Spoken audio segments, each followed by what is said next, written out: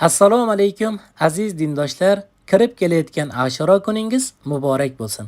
Bugungi darsimizda Ashura kuni qaysi kunga to'g'ri kelishini, Ashura kuni tutiladigan roza va roza vaqtlari haqida batafsil tanishamiz.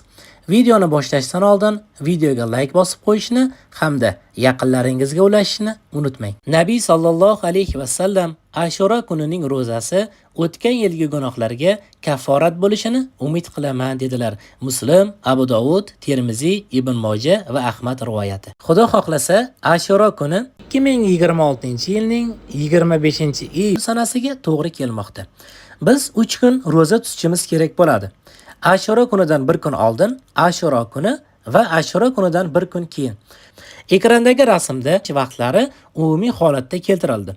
Ushbu vaqtlar O'zbekiston Musulmonlar idorasi tomonidan tasdiqlangan taqvim asosida tuzildi. Biz 15-20 minut oldinroq og'iz yopishimiz kerak. Nima uchun deganda, chunki Toshkentning har xil joylarida vaqtlar bir-biridan sal farq qilishi mumkin.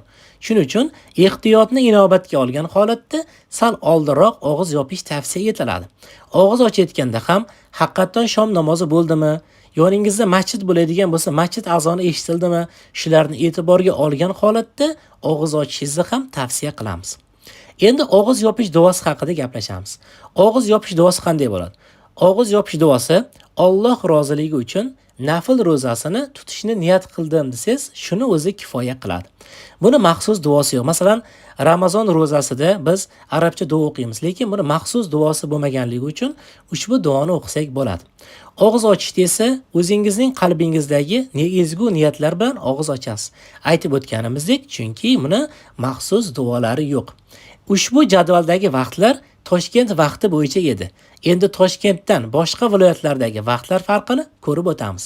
Ushbu jadvalda esa Toshkentdan avvalgi va Toshkentdan keyingi viloyatlar umumiy holatdagi vaqtlar farqlari keltirildi.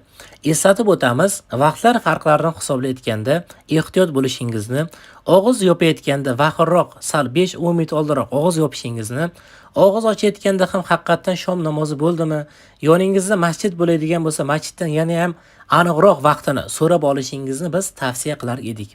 Yana bir bor kirib kelayotgan bayram barchalaringizga muborak bo'lsin. Keyingi videolarda ko'rishgungacha salomat bo'ling. Videoni yaqinlaringizga ulashishni hamda videoga like bosib qo'yishni unutmang.